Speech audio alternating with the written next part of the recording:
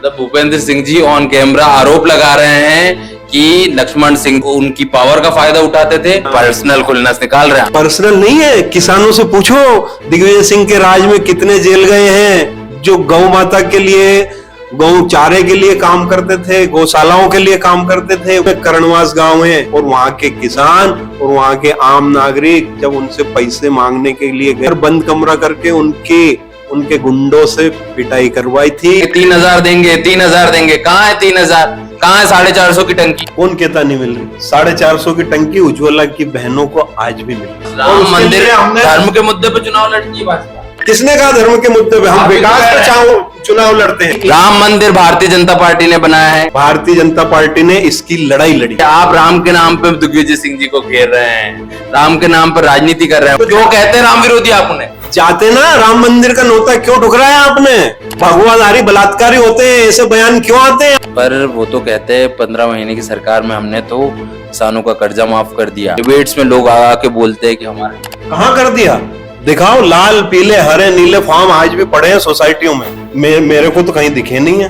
सीधा सीधा आरोप लगाते हैं कि अपने लड़के का विकास किया, स्वयं का विकास किया, जनता के लिए कुछ नहीं किया। सांसद जी के सुपुत्र हैं, उनको जो ये रामगंज मंडी रेल लाइन है, इसमें भी कुछ काम वाम मिला है, कॉन्ट्रैक्ट मिला है। जनता के लिए क्या करा, क्या है सांसद जी ने? क्यों नहीं जाते जनता के बीच में? बताओ ना अपना काम बताइए। शिक्षा में क्या करा आपने? अभी भी हमारा जिला पिछड़ा जिलों में आता है। सबसे पहले तो मेडिकल कॉलेज की मांग की थी और आज राजगढ़ जिले के अंदर मेडिकल कॉलेज है। साथ में एक रूसा कॉलेज आया है, उसके बाद में एक व्यवसायिक कॉलेज आया है। जो मध्य प्रदेश के अंदर केवल 7 कॉलेज थे, उसमें से एक राजगढ़ जिले को मिला। किसने कहा? यदि कोई भी आरोप लगाता है तो मैं कहता हूं कि प्रमाण लेकर आए। झूठे आरोप तो, मनगढ़ंत आरोप तो कोई भी लगा सकते हैं। ऑन कैमरा बोल रहा हूं कि कहां पर इनके रेलवे में ठेके हुए हैं। एक कागज निकाल कर बता दे कि अंकेश नागर के ने कहीं पर ठेकेदारी करी। इतने काम किए हैं, मैं काम गिनवाने लगूंगा तो अपने को शाम से सुबह हो जाएगी। काम करने के लिए रोडमल नागर ने ट्रेन में 360 रातें बिता दी पिछले 5 साल। सांसद का क्षेत्र कितना बड़ा होता है? पूरे लोकसभा में 2232 बूथ हैं पूरे लोकसभा में, जिसमें 8 विधानसभा होती है। जो यहाँ पर 10,000 करोड़ के डैम बने, मोहनपुरा, कुंडालिया, उसके बाद में पार्वती और रेसाई, ये सब कांग्रेस की योजना है, सब उन्होंने सर्वे करवाए थे। क्या बात कर रहे हैं आप? मेरे को बताए ना कांग्रेस ही। एकमात्र डैम जो मोहनपुरा है उसकी इन्होंने फाइल चलाई थी, वो भी कितना बड़ा डैम था। दिग्विजय सिंह जी के टाइम पे वो होता था, एक योजना आई थी, बोरी बांध बांधो। तो ये तो बताइए कि इन्होंने खुद के लिए भी तो बहुत काम किया। स्कूल उन्होंने नहीं बनाया नरसिंहगढ़ में, या कॉलेज नहीं बना लिया खुद का उन्होंने। कहते हैं कि सांसद निधि देते हैं तो पैसा लेते हैं। व्यक्तिगत तौर पे आप उन्हें कैसे देखते? कोई एक व्यक्ति आरोप लगा दे सांसद जी ने 1 रुपया भी सांसद निधि के लिए लिया हो, व्यवसाय कौन नहीं होता है?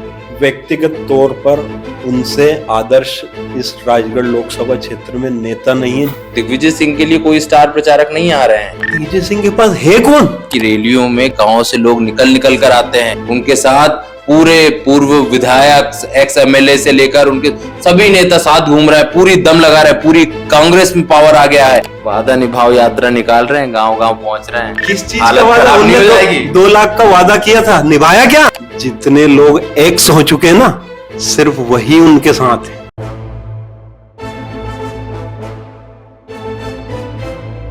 अगर आप राजनीति में रुचि रखते हैं तो आपने राजगढ़ का थप्पड़ कांड जरूर सुना होगा, जब एक कलेक्टर निधि निवेदिता भाजपा के कार्यकर्ताओं पर, नेताओं पर थप्पड़ बरसाती हैं और उन्हें जेल का रास्ता दिखाती है। और आज एक ऐसे ही नेता हमारे साथ हैं जो कि जेल गए और भाजपा की पूरी लड़ाई लड़ी। हमारे साथ है जिला संयोजक भूपेंद्र जी। बहुत बहुत स्वागत है आपका हमारे चैनल पर। नमस्ते राम भाई, बहुत धन्यवाद आपका।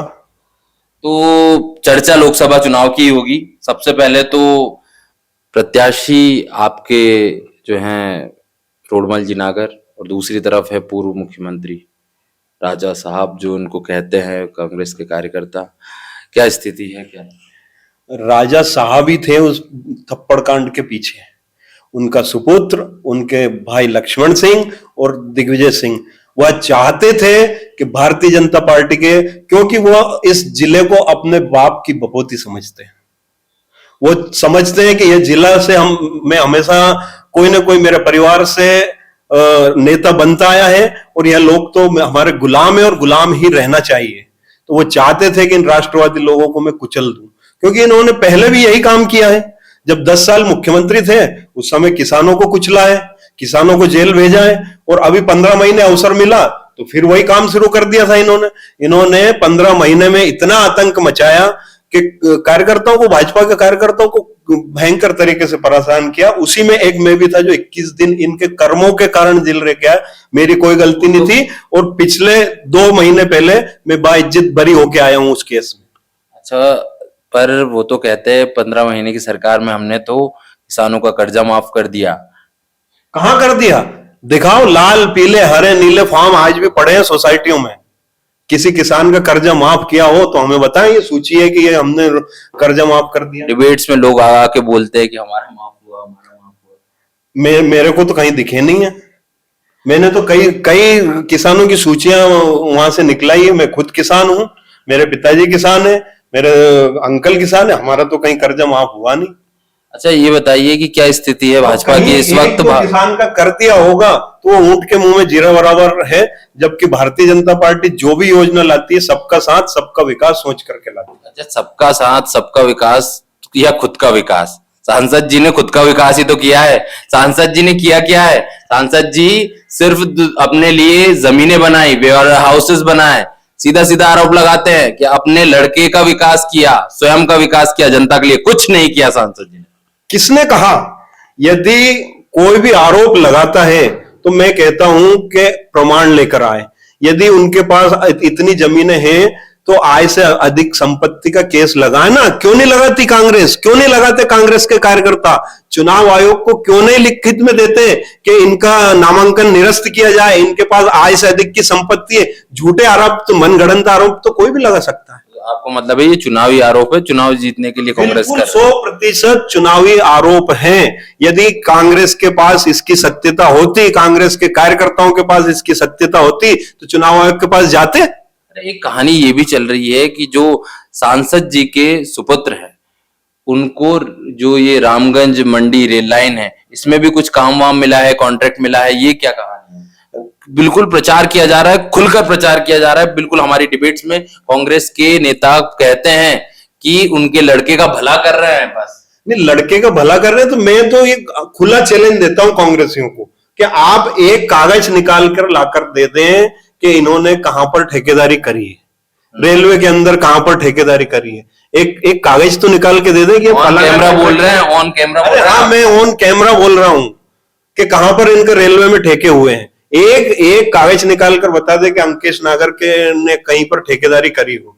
अरे तो जनता के लिए क्या करा, क्या है सांसद जी ने? भैया वो जनता के बीच में तक नहीं गए हैं। जनता के बीच में गए भी हैं। मैं कह रहा हूं कि जनता के इतने काम जो रोडमल नागर जी ने 10 वर्षों में किए हैं वो किसी सांसद ने नहीं किए पिछले इतिहास में। मैं काम गिनवाने लगूंगा तो अपने को शाम से सुबह हो जाएगी। अच्छा, एक चीज बताइए, इतनी सारी चीजें हैं, इतने आरोप हैं, क्यों नहीं जाते जनता के बीच में? बताओ ना अपना काम, क्यों नहीं गए? इतना 10 साल हो गए हैं। मैं गिनवाता हूं उनके काम करने के लिए रोडमल नागर ने ट्रेन में 360 रातें बिता दी पिछले 5 साल में। क्यों बिता दी? दिल्ली से काम लाना, भोपाल से काम लाना, हाउस में उपस्थिति देना। सांसद का क्षेत्र कितना बड़ा होता है? पूरे लोकसभा में 2232 बूथ हैं पूरे लोकसभा में, जिसमें 8 विधानसभा होती है। मैं यूं कहता हूं कि 5 साल में जो विधायक रहता है ना, वो भी अपने सारे बूथ केंद्र पर एक एक बार उपस्थिति नहीं दे पाता है कई बार, क्योंकि काम ही इतने होते हैं। हाउस के काम होते हैं, विधानसभा के काम होते हैं। तो इनके पास तो 8 विधानसभाएं हैं, 2232 बूथ हैं, 500 किलोमीटर का रेडियस है। उस 500 किलोमीटर के रेडियस में कैसे जाएगा? पार्टी जाएगी, पार्टी के कार्यकर्ता जाएंगे, उनके प्रतिनिधि जाएंगे। उनका काम है लोकसभा में क्षेत्र की बात रखना। तो उन्होंने 100% उपस्थिति देकर के अपने क्षेत्र की बात रखी है। अपने क्या बात रख दी? ऐसे क्या सवाल उठा दी लोकसभा में? 2-4 गिनवाएंगे मुझे? मैं निश्चित गिनवाऊंगा। इस क्षेत्र के अंदर दिग्विजय सिंह जब मुख्यमंत्री थे तो कहा जाता है कि आधे से अधिक जिले में नहाने का, मुंह हाथ धोने का पानी की उपलब्धता नहीं थी। 10-10 किलोमीटर से घड़ा सिर पर रख करके महिलाएं पानी लाती थी।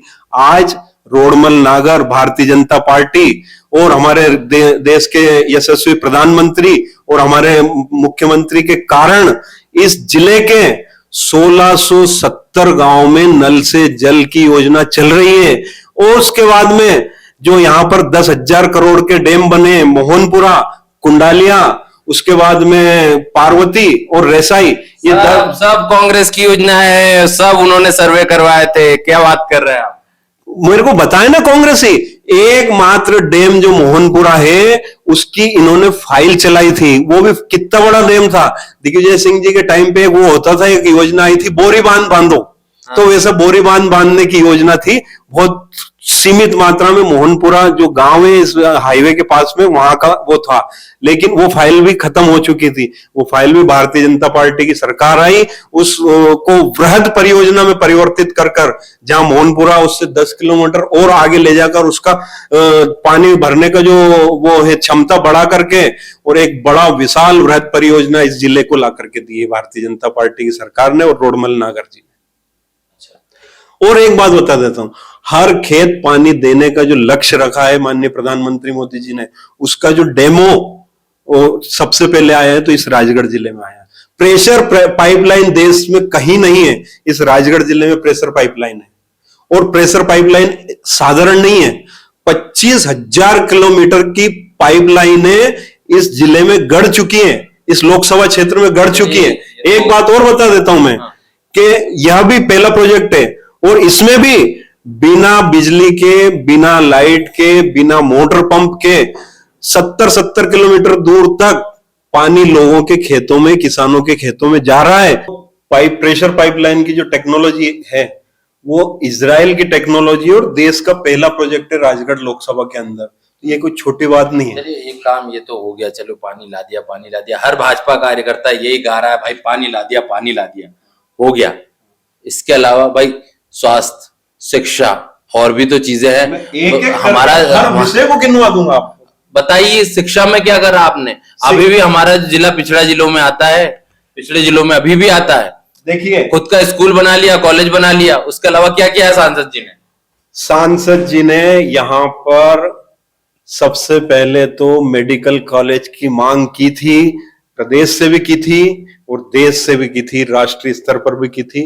और माननीय प्रधानमंत्री मोदी जी ने और उस समय के मुख्यमंत्री शिवराज सिंह जी ने इस मांग को स्वीकार करा और आज राजगढ़ जिले के अंदर मेडिकल कॉलेज है, साथ में 500 बिस्तर का अस्पताल है जो बन चुका है। स्वास्थ्य की आप बात कर रहे हैं ना, और वो एक शिक्षा का भी मेडिकल कॉलेज, साथ में एक रूसा कॉलेज आया है, उसके बाद में एक व्यवसायिक कॉलेज आया है। जो मध्य प्रदेश के अंदर केवल 7 कॉलेज थे उसमें से एक राजगढ़ जिले को मिला है। और रूसा कॉलेज मध्य प्रदेश में शायद 3 कॉलेज थे, उसमें से एक राजगढ़ जिले को मिला है। तो ये कहीं कम उपलब्धि नहीं है पिछले 10 साल में। दिग्विजय सिंह ने बताई है कौन सा बड़ा कॉलेज दे दिया है, कौन सा शिक्षा के लिए एक बड़ा संस्थान यहाँ राजगढ़ जिले को दे दिया, जबकि 10 साल मुख्यमंत्री रहे हैं। यहां पर आने वाली प्रत्येक योजना को वो सिर्फ और सिर्फ एक विधानसभा क्षेत्र में समेट के ले गए और वोट लिए राजगढ़ जिले वासियों से। आप कह रहे हैं कि स्वास्थ्य के क्षेत्र में इतना काम किया, शिक्षा के क्षेत्र में इतना काम किया, तो ये तो बताइए कि इन्होंने खुद के लिए भी तो बहुत काम किया। स्कूल उन्होंने नहीं बनाया नरसिंहगढ़ में, या कॉलेज नहीं बना लिया खुद का उन्होंने। तो व्यवसाय कौन नहीं होता है? व्यवसाय कौन नहीं होता है? आप व्यवसाय नहीं है क्या? मैं व्यवसाय नहीं हूं क्या? लोग सीधे सीधे आरोप लगाते हैं कि बस खुद का विकास किया है। मेरी बात सुनिए, तो कौन नेता? दिग्विजय सिंह, उनके पास क्या था? मंडी में गल्ला खरीदते थे, पार्षद बने थे सबसे पहले, उसके बाद में उनका विकास नहीं हुआ। आज हजारों करोड़ की संपत्ति है, बड़े बड़े इंदौर में हॉस्पिटल इनके नाम है, बड़े बड़े मॉल्स इनके नाम है, बड़ी बड़ी होटलें इनके नाम है। उनका विकास नहीं हुआ क्या? कहते हैं कि सांसद निधि देते हैं तो पैसा लेते हैं सांसद जी। सांसद जी के दरवाजे पर एक व्यक्ति पिछले 10 वर्षों में, वो बाद में कहेंगे, मैं गारंटी ले लेता हूं कि कोई एक व्यक्ति आरोप लगा दे कि सांसद जी ने 1 रुपया भी सांसद निधि के लिए लिया हो, या सांसद निधि छोड़ो, किसी भी काम के लिए 1 रुपया भी, चवन्नी भी कहीं पर किसी ने आरोप लगाया तो मेरे को बता दे, मैं इस राजनीतिक जीवन से संन्यास ले लूंगा। मैं क्या, सांसद जी संन्यास ले लेंगे यदि कोई एक आरोप लगा दे उनके ऊपर। तो एक चीज बताइए, सांसद निधि से उन्होंने कौन कौन से ऐसे काम करा दिए? सांसद निधि का उपयोग भी करा सांसद जी ने? सांसद निधि का जो सांसद जी ने जितना सदुपयोग किया है उतना किसी ने नहीं किया। क्या सदुपयोग किया भैया, गिनाओ आप यार। देखो क्या क्या किया है। लोग हमसे सीधे कहते जब फील्ड में जाते हैं कि क्या दिया सांसद ने, क्या करा सांसद ने।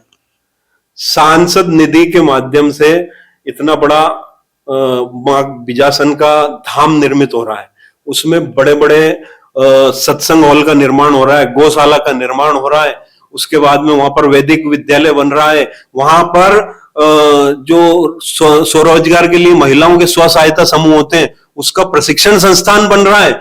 ऐसे संस्थाओं में गौशाला वहां पर ऐसे निर्मित की है जहां आदर्श गौशाला, जहां पर जो नस्ल तैयार की जा रही है गायों की, उन गायों के लिए गौशाला में एक ऐसी आदर्श गौशाला निर्मित की जा रही है कि किसान वहां पर आकर सीखे, वहां से अच्छी नस्ल की गायें ले जाए, गाय ऐसी गाय जो सड़क पे न भटके और उनको फायदा दे किसान को, ऐसी डेवलपमेंट की प्रोसेस वहां चल रही है।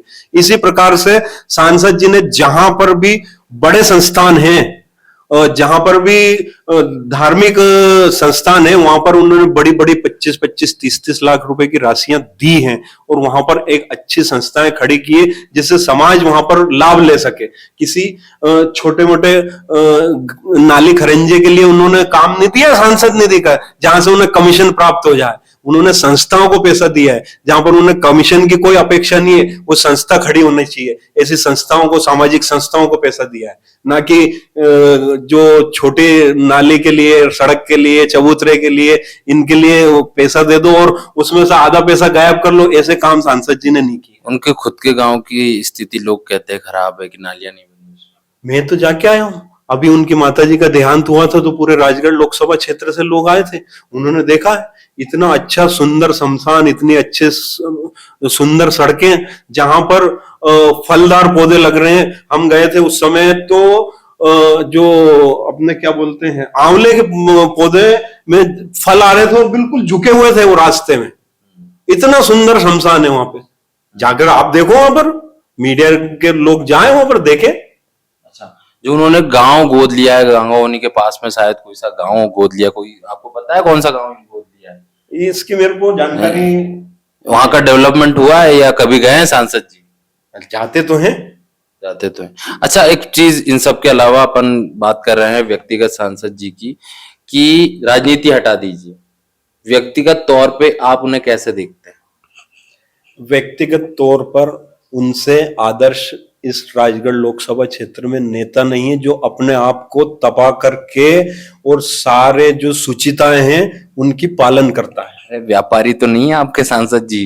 किसने कहा? व्यापारी और सुचिता वाले जीवन का पालन करने वाला व्यक्ति अलग होता है। मैं बता देता हूं कि जब व्यक्ति 10 साल तक राजनीति में रहता है ना, तो उसका भाई, उसका भतीजा, उसका परिवार, उसके बेटे, सबका रसूख होता है, सब कहीं ना कहीं राजनीति में इन्वॉल्व होते हैं, कोई ना कोई मंच पर उनके अब्सेंट में उपस्थित रहता है। लेकिन एक रोडमल नागर एक ऐसे नेता हैं कि उनके 2 पुत्र कभी भी आपने राजनीति में नहीं देखे होंगे, उनके 2 भतीजे हैं, कभी भी आपने उनको कहीं उनके इर्द गिर्द भटकते हुए नहीं देखा होगा, उनके दोनों पुत्र कभी राजनीतिक मंच पे या किसी सभा में नहीं देखे होंगे। इतनी सुचिता का जीवन जीते हैं। और मैं बता देता हूं, लक्ष्मण सिंह जी और दिग्विजय सिंह जी जब सांसद थे, जब मुख्यमंत्री थे, तो उनकी जाति में राजपूत हूं, मैं जानता हूं, और जाति बिरादरी के लोग, या उनकी नहीं, कोई भी नेता हो, उनके आसपास के जो नजदीकी लोग रहते हैं, रिश्तेदार रहते हैं, वो बिल्कुल ऐसे रहते हैं कि मैं विधायक का बेटा, मैं विधायक का भतीजा। अच्छा, तो आप लेकिन भूपेंद्र बात सुन लीजिए पूरी, कि सांसद रोडमल नागर के नाम से उनकी जाति बिरादरी का भी एक व्यक्ति यूं मूंछ मरोड़ के यूं नहीं कह सकता है कि मैं रोडमल नागर का आदमी हूं और मैं तेरा ऐसा कर दूंगा। मतलब भूपेंद्र सिंह जी ऑन कैमरा आरोप लगा रहे हैं कि लक्ष्मण सिंह जी के जो परिचित लोग हैं वो उनकी पावर का फायदा उठाते थे, जबकि रोडमल नागर जी के साथ ऐसा नहीं है। रोडमल नागर जी के साथ ऐसा बिल्कुल भी नहीं है। जो पार्टी की गाइडलाइन होती है, जो अपना सुशासन की व्यवस्था होती है, उसका 100% पालन करें। अरे आपकी पार्टी भाजपा ने 450 में टंकी देने का वादा करा, बोल दिया कि 3000 देंगे, 3000 देंगे। कहाँ है 3000? कहाँ है 450 की टंकी? 450 की टंकी उज्ज्वला की बहनों को आज भी मिल रही है, उनके खाते में सब्सिडी आज भी आ रही है। कौन कहता नहीं मिल रही? सब्सिडी आ रही है। आपको पता है लाडली बहना के 3000 का वादा था शिवराज जी का, था हाँ या ना? कहिए तो कहाँ है? मैं बता रहा हूं, हमारे मैनिफेस्टो में है। हमारा मैनिफेस्टो 5 वर्षीय योजना का है, पंचवर्षीय योजना का है। हमने धीरे धीरे बढ़ाने की बात कही थी। पहले 1,700 रुपए, सुन लीजिए, 1,000 रुपए से हमने शुरुआत की थी और उसको 1250 तक ले गए। कितने दिनों में? मात्र 3 महीनों में। अभी हमें काम करने का अवसर तो दें। हम ऐसा नहीं है वादा खिलाफी करेंगे कि कांग्रेस ने 2 लाख का वादा कर दिया, 1 2 3 4 5 6 7 8 9 10 दिन में कर्जा माफ। ऐसा करने वाले नहीं। हमने कहा है कि हम 5 साल के अंदर गेहूं भी 2700 करेंगे और इसको लाडली बहना योजना को भी 3000 तक ले जाएंगे। और भारतीय जनता पार्टी का ये मैनिफेस्टो में था, ये मैनिफेस्टो में था कि मैनिफेस्टो में था है। और हमारी पार्टी जब भी मैनिफेस्टो में लिखती है उसको पूरा करती है। आप पुराने, हमारे 30 साल पुराने, 50 साल पुराने मुद्दे उठाकर देख ले। राम मंदिर का मुद्दा हमारे हर मैनिफेस्टो में रहता था। राम मंदिर, हमने धर्म के मुद्दे पे चुनाव लड़ती है भाजपा। किसने कहा धर्म के मुद्दे पे? हम विकास पे चुनाव लड़ते हैं। हम विकास, वो भारत की संस्कृति की अस्मिता का सवाल था। भारत के जो बहुसंख्यक लोग हैं उनकी अस्मिता का सवाल था, उनकी आस्था का सवाल था और वो पूरा करना भारतीय जनता पार्टी के एजेंडे में। मानते हैं आपके ये भारतीय जनता पार्टी ने किया है? भारतीय जनता पार्टी, राम मंदिर भारतीय जनता पार्टी ने बनाया है। भारतीय जनता पार्टी ने इसकी लड़ाई लड़ी है। अच्छा, सुप्रीम कोर्ट के आदेश पे बना है, भारतीय जनता पार्टी ने नहीं बनाया है। भारतीय जनता पार्टी इसके लिए हमेशा कटिबद्ध रही है। इस मुद्दे के लिए हमने इसमें मैनिफेस्टो में कहा है कि इसको कानूनी तौर पर जो भी इसके लिए संभव होगा वो हम लड़ाई लड़ेंगे और लड़ी।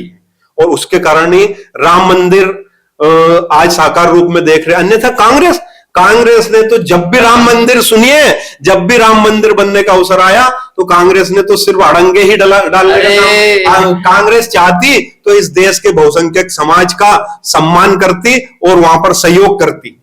अच्छा, कांग्रेस ने तो सुनिए, जब राम का मंदिर बन गया तो उसका नौता भी ठुकरा दिया। यही कि आप राम के नाम पे दिग्विजय सिंह जी को घेर रहे हैं, राम के नाम पर राजनीति कर रहे हैं। उनका कहना है कि मेरे घर में तो मंदिर है, मैं तो पूजा पाठ करता हूं और मुझे राम विरोधी कह रही है बीजेपी। तो जो कहते हैं राम विरोधी आप उन्हें जाते ना, राम मंदिर का नौता क्यों ठुकराया आपने? और कहते हैं अधूरा मंदिर था, भगवाधारी बलात्कारी होते हैं, ऐसे बयान क्यों आते हैं? आप इतने हिंदूवादी हैं तो पूछिए उनसे, दिग्विजय सिंह जी से। हमने पूछा था तो कहते हैं कि भाई मेरे से ज्यादा किसी ने नर्मदा की परिक्रमा नहीं की है, मेरे घर में इतने मंदिर में पूजा पाठ करता हूं। दिग्विजय सिंह आतंकवादियों को गले लगाता है, दिग्विजय सिंह आतंकवादियों से प्रेम करता है, दिग्विजय सिंह आतंकवादियों का सम्मान कौन से आतंकवादियों को गले लगा भैया? देखिए आप मीडिया रिपोर्ट उठाकर, कितने आतंकवादियों को गले लगाता है और सैनिकों को थप्पड़ मारता है, देश की पुलिस को थप्पड़ मारता है। यह दिग्विजय सिंह का चरित्र है। और राम का सम्मान करेगा वो, राम का हमेशा अपमान किया उन्होंने। अच्छा, एक चीज, राम की राजनीति पर आप मानते हैं कि राम मंदिर पर वोट मांगना सही है? हमने काम किया है भैया, हमने 30 साल लड़ाई लड़ी है भारतीय जनता पार्टी ने राम के लिए। धर्म के नाम पे वोट नहीं मांग सकते। भारत के बहुसंख्यक समाज की आस्था और उसकी अस्मिता के लिए। आप एक चीज बताइए, दिग्विजय सिंह के लिए कोई स्टार प्रचारक नहीं आ रहे हैं, लेकिन आपके लिए सारंग साहब आ जाते हैं, रामेश्वर शर्मा आ जाते हैं, पूर्व सीएम आ जाते हैं, वर्तमान सीएम आ जाते हैं। इतनी दम क्यों लगानी पड़ रही है? दिग्विजय सिंह के पास है कौन जो आए उनके लिए? बचा क्या है उनके पास कांग्रेस में? एक कमलनाथ जी थे तो उनसे भी उनकी दोस्ती खत्म हो गई। वादा निभाओ यात्रा निकाल रहे हैं, गांव गांव पहुंच रहे हैं। किस चीज का वादा? उन्होंने 2 लाख का वादा किया था, निभाया क्या? पहले स्वयं से पूछ लें, तब जाकर। आपको नहीं लगता उनको जनता का समर्थन मिल रहा हो?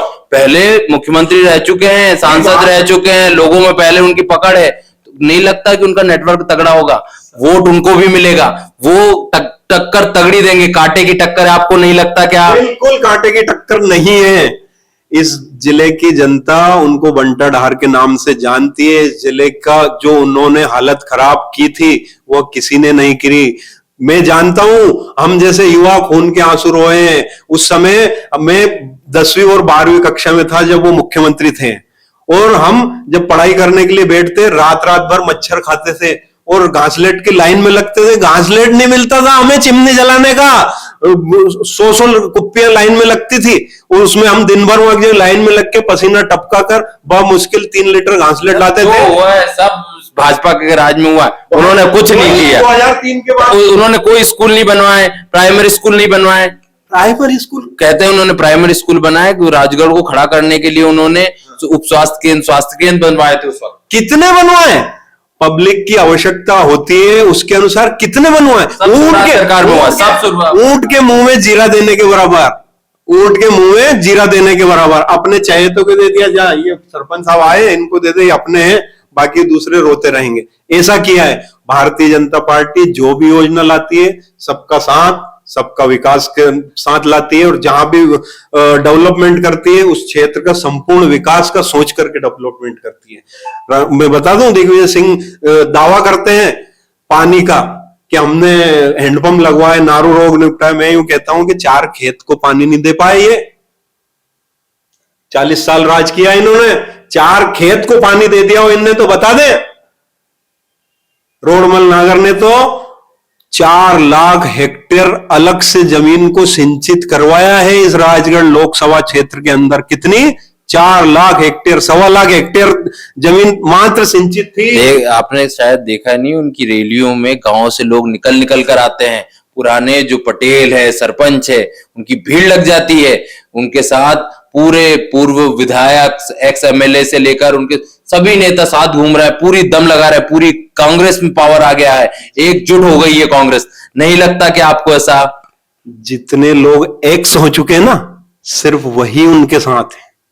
जिनका वजूद खो चुके हैं, जो लोग जो उनकी घटिया कांग्रेस की और दिग्विजय सिंह की घटिया राजनीति को आज भी चलाते हैं गांव में। यह राजनीति कैसे होती है भैया? घटिया राजनीति क्या है? क्या घटिया राजनीति है? लोगों को जेल में डालना, मेरे जैसे कार्यकर्ता को 21 दिन के लिए बिना अपराध के जेल डलवा देना। ये पर्सनल खुलनास निकाल रहे हैं आप। पर्सनल नहीं है, किसानों से पूछो दिग्विजय सिंह के राज में कितने जेल गए हैं। जो गौ माता के लिए, गौ चारे के लिए काम करते थे, गौशालाओं के लिए काम करते थे, वह किसान भी जेल जाकर आए दिग्विजय सिंह के राज में। मैं बताऊं आपको, यहाँ पास में करणवास गांव है, वहां पर दिग्विजय सिंह और उनके भाई ने जब गौशाला डली थी, उस समय मुख्यमंत्री थे और इनके भाई सांसद थे। उस समय वहां के किसानों से आप जाकर समय निकालना और पूछना कि गौशाला में दिग्विजय सिंह और उसके भाई ने 5 लाख रुपए की घोषणा की थी कि मैं इस गौशाला में दूंगा। और वहां के किसान और वहां के आम नागरिक जब उनसे पैसे मांगने के लिए गए कि साहब आपने घोषणा की थी, तो दिग्विजय सिंह के छोटे भाई सांसद थे, उन्होंने कहा कि आइए आइए, मैं आपका स्वागत करता हूं, और अंदर बंद कमरा करके उनके गुंडों से पिटाई करवाई थी। बहुत बड़ी बात कह रहे हैं आप। मैं बहुत बड़ी बात कह रहा हूं। बहुत बड़ी बात कह रहे हैं भूपेंद्र सिंह जी, कैमरा पे रिकॉर्ड कर रहे हैं। बहुत बड़ी बात कह रहे हैं आप उनकी लक्ष्मण सिंह जी ने किसानों को कमरे में बंद करवा के पिटवाया, तब वो चंदा लेने गए थे। कैमरा पे कह रहे हैं आप। उनके मुंह से उनने घोषणा की थी, आप नहीं मानो। अगर इस चीज का प्रमाण नहीं निकले तो आप मुसीबत में आ सकते हैं, पता है आपको? करणवास के किसानों से पूछ लो जाकर। नाम बता सकते हैं कौन से किसान को पिटवाया था? ऑन कैमरा में उनको बदनाम नहीं करना चाहूंगा। आप तो उन किसानों से पूछ लेना कि आपके साथ ये घटना हुई थी कि नहीं हुई थी। करणवास गांव, करणवास पचोर के पास और ब्यावरा के बीच में है।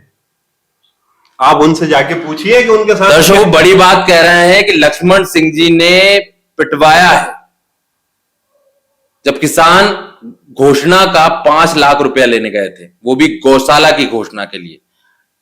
अगर आपका दावा गलत निकला तो आप प्रॉब्लम में आ सकते हैं। ये आप बहुत बड़ी बात कह दी आपने लक्ष्मण सिंह जी के बारे में कि किसानों को पिटवाया है। आप पूछिए उन किसानों से जो लोग उस समय के, उसमें से तो कई उन्होंने तो पट्टे बांटे हैं, गरीबों को पट्टे बांटे हैं। उनको पिटवाएंगे? पिटवाया ना उन्होंने, जबकि उन्होंने गौशाला में खुद ने घोषणा की थी। आप पूछिए वहां के जो उस समय, उसमें से तो कई बुजुर्ग तो ईश्वर को प्राप्त हो गए हैं। आपको पता है कि उन्होंने पट्टे बांटे थे गरीबों के लिए, जो सरकारी भूमि पड़ी थी वो उसमें पट्टे बांटे थे, गरीबों का उससे भला नहीं हुआ था क्या? क्या जिनके पास जमीन नहीं थी उन्हें कुछ जमीन मिल गई थी, तो ये बुरा काम किया था दिग्विजय सिंह जी ने? भला होता ना तो उस समय इनकी सरकार पूर्ण बहुमत में आती। क्यों नहीं आई उस समय उनकी सरकार पूर्ण बहुमत में?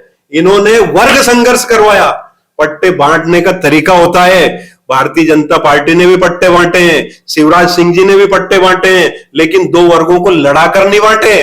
दो वर्गों को, कौन से दो वर्ग लड़ा के बांटे? दो वर्गों को लड़ा करके नहीं बांटे हैं। उन दिग्विजय सिंह ने दो वर्गों को संघर्ष करके। कौन से दो वर्ग? आप सीधे सीधे स्पष्ट करिए थोड़ा। दो वर्ग मतलब हमारे दर्शकों को समझ आना चाहिए क्या? जो अपर क्लास है, जो गांव में अपर क्लास थे, जिनके पास पहले से भूमि थी, और जो भूमि विहीन थे, ऐसे दो वर्गों को आपस में लड़ाया।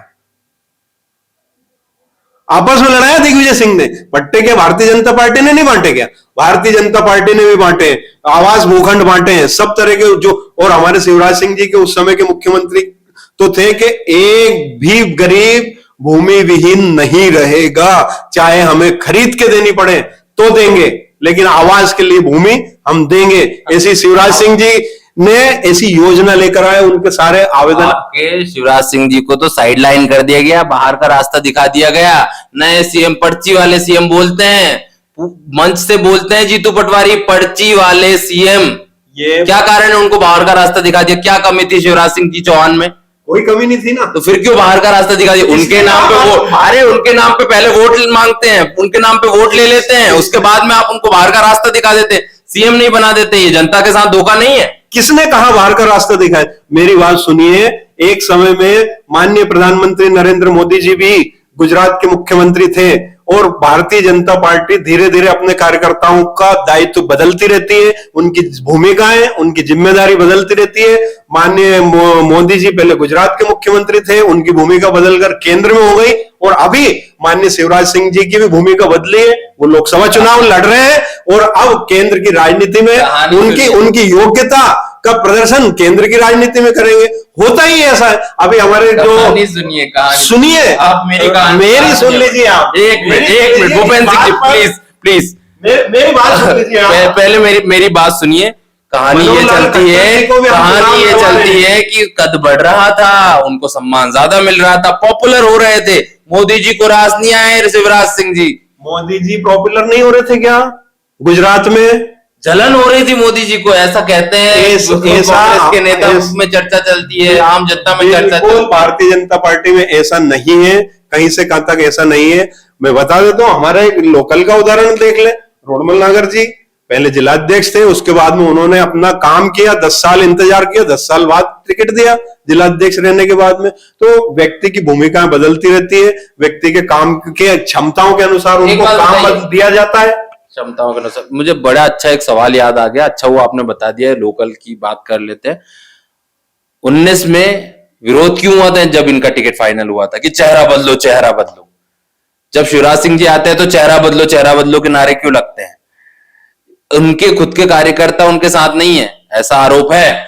किनके ऊपर? रोडमल जी के ऊपर? हाँ, कि उनके खुद के साथी उनके साथ नहीं है।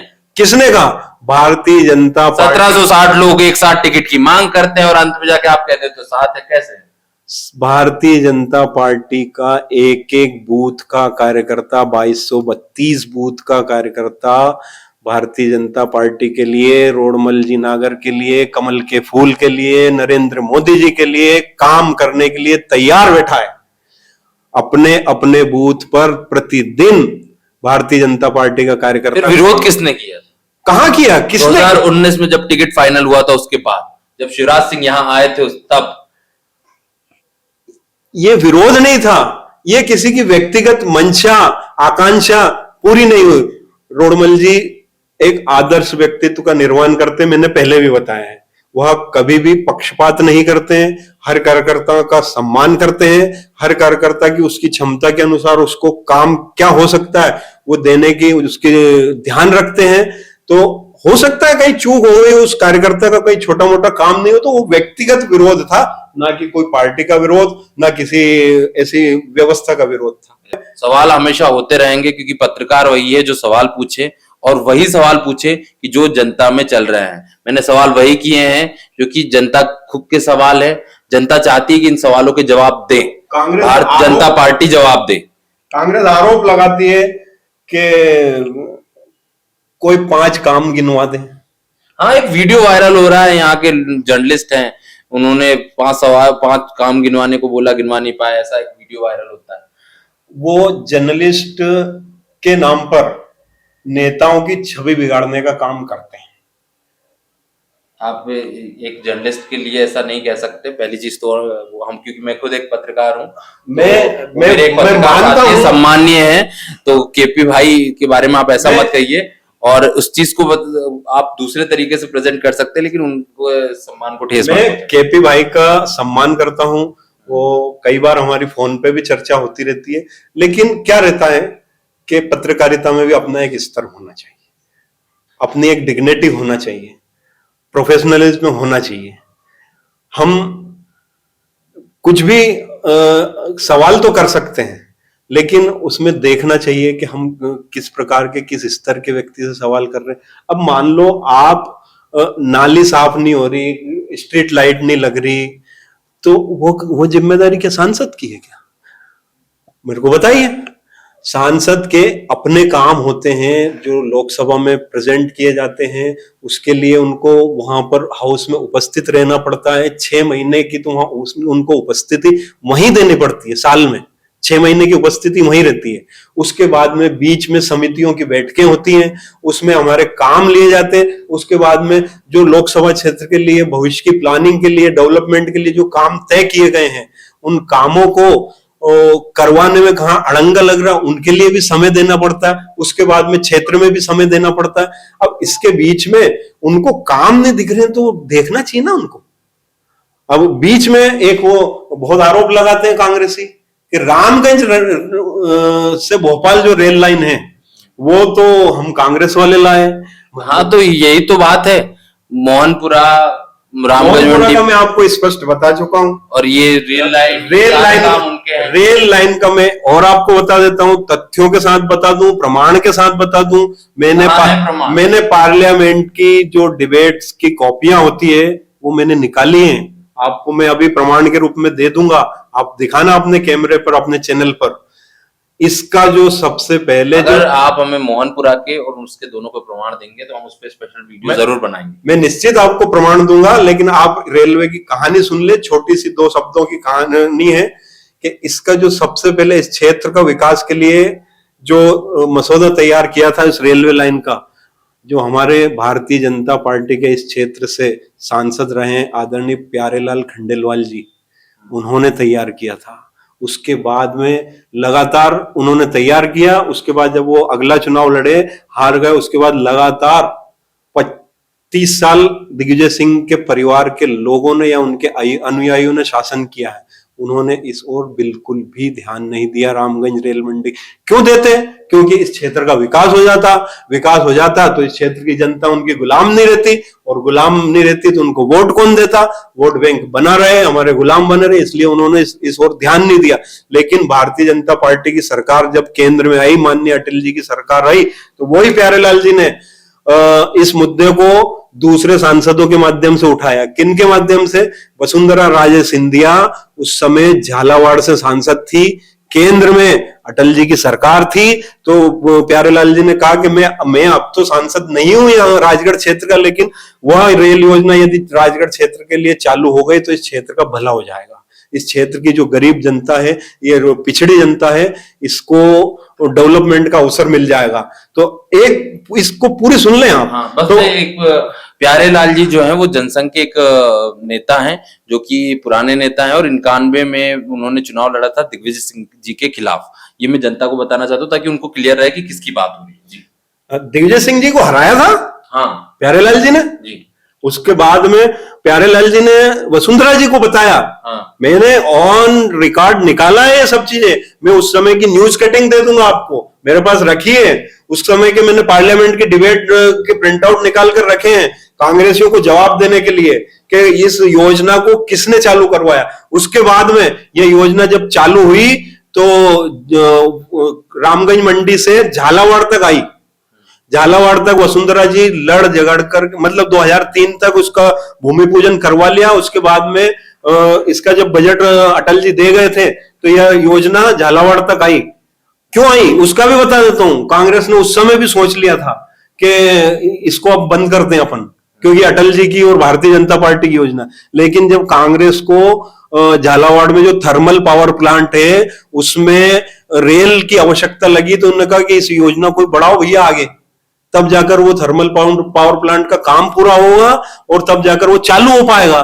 तो उस रेल योजना को थर्मल पावर प्लांट के कारण आगे तक बढ़ाया। वसुंधरा जी इसकी लड़ाई लड़ती रही और जब झालावाड़ पहली बार वो ट्रेन आई तो इसके जो कांग्रेस के कोटा से सांसद थे वो लड़ेंगे, इसको तो हरी झंडी मैं दिखाऊंगा।